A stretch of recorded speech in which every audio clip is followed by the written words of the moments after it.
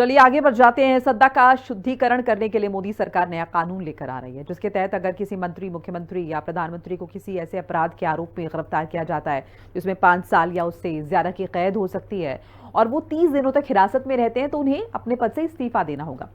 गृह मंत्री अमित शाह ने संसद में 130वां संविधान संशोधन बिल पेश किया है और इसे जेपीसी में भेज दिया गया है, लेकिन विपक्ष इस बिल का कड़ा विरोध कर रहा है और आशंका जाहिर कर रहा है कि इसका इस्तेमाल राजनीतिक विरोधियों को निशाना बनाने के लिए किया जा सकता है, जिससे सियासी बवाल मच गया है। देखिए हिंदी खबर की स्पेशल रिपोर्ट।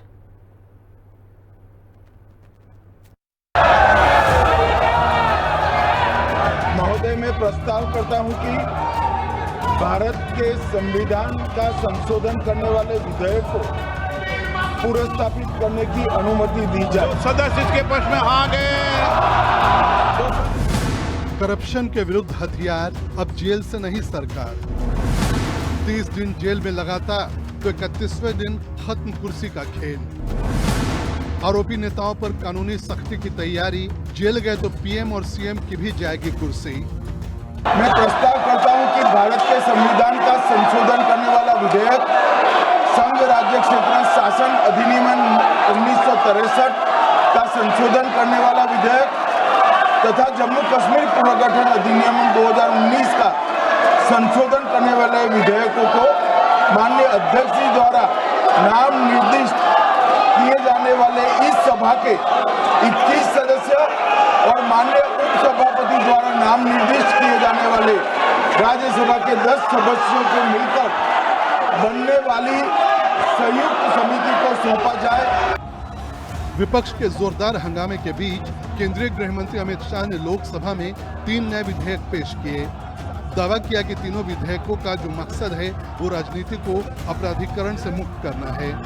इस बिल में प्रावधान किया गया है कि गंभीर आपराधिक आरोपों के सिलसिले में लगातार 30 दिन तक जेल में रहने पर प्रधानमंत्री, केंद्रीय मंत्री या कोई मुख्यमंत्री या फिर राज्य के मंत्री को भी उसके पद से हटा दिया जाएगा। लेकिन इस बिल के लोकसभा में पेश होते ही जबरदस्त हंगामा हुआ। जैसे ही गृह मंत्री अमित शाह ने बिल को पेश किया, विपक्ष के सांसदों ने बिल की कॉपी फाड़कर उनकी ओर ही फेंकना शुरू कर दिया। हालांकि विपक्ष के हंगामे के बीच बिल को जेपीसी में भेज दिया गया, लेकिन इस बिल पर सियासत थमने का नाम नहीं ले रही। विपक्ष लगातार आरोप लगा रहा है कि बिल संविधान के खिलाफ है। वहीं बीजेपी ने पूछा कि क्या विपक्ष भ्रष्टाचारियों के साथ होने का दावा कर रहा है या साथ में। 130वें संविधान संशोधन बिल 2025 में प्रधानमंत्री, केंद्रीय मंत्री, मुख्यमंत्री की गिरफ्तारी पर पद से हटाने का प्रावधान है। 5 साल से अधिक सजा मिलने पर पीएम, सीएम और मंत्री गिरफ्तार होंगे। 30 दिन तक लगातार हिरासत में रहने पर पद से हटाए जा सकेंगे। सीएम को पद से हटाने के लिए प्रधानमंत्री राष्ट्रपति से सिफारिश करेंगे। गिरफ्तारी के 31वें दिन तक इस्तीफा नहीं देने पर खुद पद से हट जाएंगे। अगर पीएम ने सिफारिश नहीं की तो भी 31वें दिन कुर्सी चली जाएगी। 30 दिन हिरासत में रहने पर प्रधानमंत्री की भी कुर्सी चली जाएगी। जेल से छूटने पर दोबारा पद संभालने का प्रावधान। मैं रिकॉर्ड क्लियर करना चाहता हूं, मुझ पर झूठे आरोप लगाए तब अरेस्ट होने के पहले मैंने नैतिकता के मूल्यों का हवाला देकर इस्तीफा भी दिया और जब तक मैं कोर्ट से निर्देश नहीं हुआ कोई संविधान को मैंने स्वीकार नहीं किया। ये क्या सिखाते हैं नैतिकता में? मैं तो इस्तीफा देकर गया था और मैं तो चाहता हूं कि ये नैतिकता के मूल्य बने। हम ऐसे निर्लज्ज नहीं हो सकते कि हम पर आरोप लगे और हम संवैधानिक पद पर रहें। अरेस्ट के पहले मैंने इस्तीफा दिया है। विरोध इसलिए करता हूं माननीय गृह मंत्री जी, बहुत नैतिकता की बातें कर रहे हैं आप। आपने भाषण दिए थे चक्की पी सिंह, महाराष्ट्र में जिनको लेके डिप्टी सीएम बना के घूम रहे हैं आप। इसलिए अध्यक्ष जी, मैं इस मौके पर कहता हूं ये बिल संविधान विरोधी, मूल अधिकार विरोधी, न्याय विरोधी। दरअसल पिछले कुछ साल में देखा गया है कि कई मुख्यमंत्री जेल जाने के बाद भी अपने पद पर बने हुए थे और जेल से सरकार चलाने की कोशिश कर रहे थे। माना जा रहा है कि ये बिल उसी को देखते हुए लाया गया है। इससे यह सुनिश्चित होगा कि आपराधिक मामलों में फंसे और जेल में रहने वाले लोग सत्ता में बने नहीं रहे। सरकार और लोकतांत्रिक संस्थाओं की पारदर्शिता और नैतिकता बनी रहे। जनता का विश्वास बढ़ेगा कि उनके प्रतिनिधि दोषमुक्त और स्वच्छ छवि वाले होने चाहिए। हालांकि विपक्षी नेता इसे विपक्ष को अस्थिर करने की साजिश बता रहे हैं। कांग्रेस ने आरोप लगाया कि केंद्र सरकार विभिन्न राज्यों में विपक्षी दलों की सरकार के मुख्यमंत्रियों को केंद्रीय एजेंसियों की तरफ से मनमाने ढंग से गिरफ्तार कराने के बाद उन्हें तुरंत पद से हटाकर विपक्ष को अस्थिर करने के लिए कानून लाने की मंशा रखती है। उनका कहना है कि बिना दिशा निर्देशों के मनमाने तरीके से विपक्षी नेताओं की गिरफ्तारियां की जा रही हैं। ऐसे कानून से किसी भी विपक्षी मुख्यमंत्री को केवल गिरफ्तारी के जरिए पद से हटाया जा सकता है, जबकि सत्ता पक्ष के नेताओं को छुआ भी नहीं जाता। बहुत स्वागत योग्य कदम है। प्रधानमंत्री खुद को इस दायरे में ले आए, इससे बड़ी बात तो नहीं हो सकती है।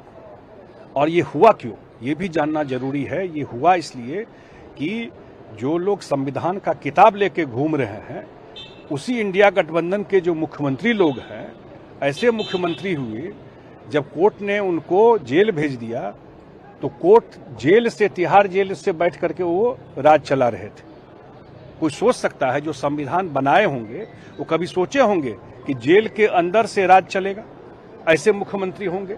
ऐसे मुख्यमंत्री हुए जो जब जेल गए तो हाथी पे चढ़ के जेल जा रहे थे। हिम्मत देखिए। तो इसलिए बहुत स्वागत योग्य कदम है कि 30 दिन के अंदर उनको हटाया जाएगा।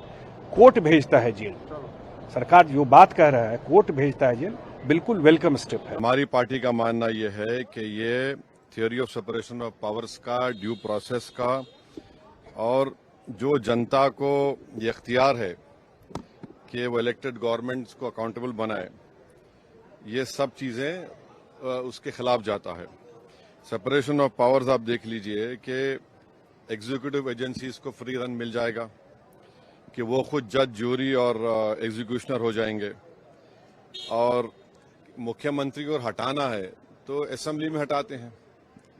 अब आप मेरे को ये बताइए कि BNSS में इतने ऐसे सेक्शंस हैं कि किसी को भी आप एक सेक्शन लगा दीजिए 5 साल के ऊपर का, तो लाजमी है वो 30 दिन के अंदर, 30 अंदर BNS में यह है कि 90 डेज तक पुलिस कस्टडी ले सकती है।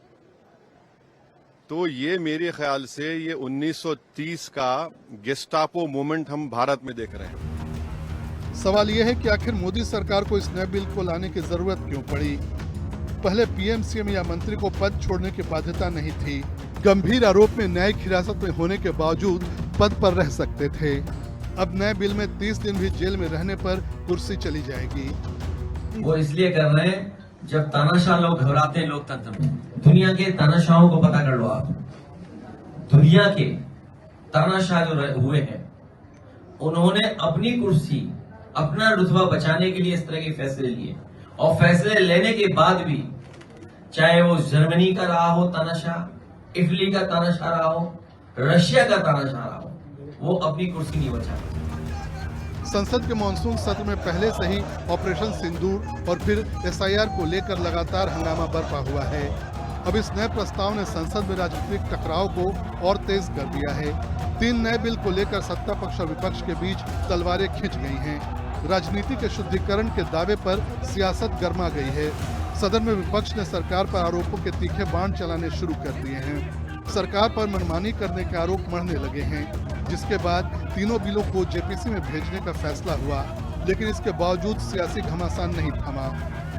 3 नए बिल को लेकर सियासी बवाल मचा है। विपक्ष विरोध का बिगुल बजा रहा है, लेकिन सियासत के बीच सवाल है कि तीनों बिल के विरोध की वजह क्या है? क्या वाकई बिल के बहाने सियासत हो रही है या राजनीति के शुद्धिकरण से विपक्ष को दिक्कत है? हिंदी खबर की स्पेशल रिपोर्ट।